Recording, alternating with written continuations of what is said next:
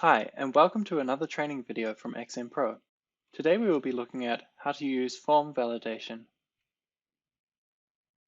Form validation is how you prevent an action, such as a button click, from happening if the user has entered some information incorrectly. To get to validation, click on one of your controls, go to the Block Properties tab, and under Validation, you have Validation Group. We'll get back to this later. And then when you have Required, if you check Required, then this field will not accept an empty value. I'm going to leave this off for now. And then we have pattern. What gets entered into the pattern field is a regular expression or regex. I'm not going to go into too much detail here, but for instance, this full name will require at least 2 words. So we have word, a word character, and then plus for more than one, and then a space, and then another word character, and a plus for more than one. And then the pattern message, this will show up if this pattern is not matched. So we'll put in here, full name needs at least 2 names. And then we have a number selector. This also has validation. So we can put in here required, and then age is required for the message that will show up. And then in order to check this validation, we need to go into the button. I've already set an action on this, navigate to landing page. And then we go in the validation tab, we can select all validation groups or just check the default validation group.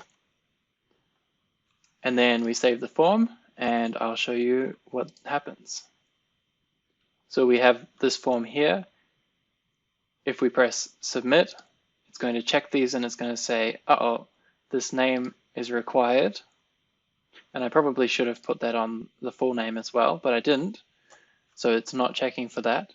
However, if I type in David as one half of my name and then click off, it's going to say full name needs at least 2 names.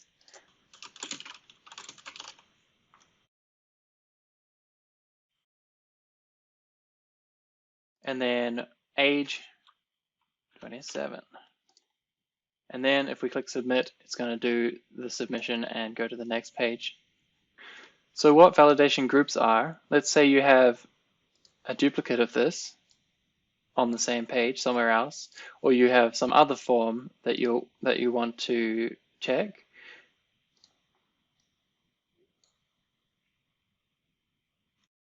Go into the full name text box, go to validation, and then we want a new validation group. So we say second form and then create, and then we check second form as the validation group. And because we've already created this group, it's there, so we can just check it for age. And then this button, instead of validating all the groups, we just want it to validate the second form group.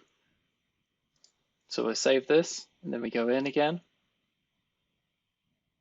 And if I press submit on the second one, it's only going to submit the second form.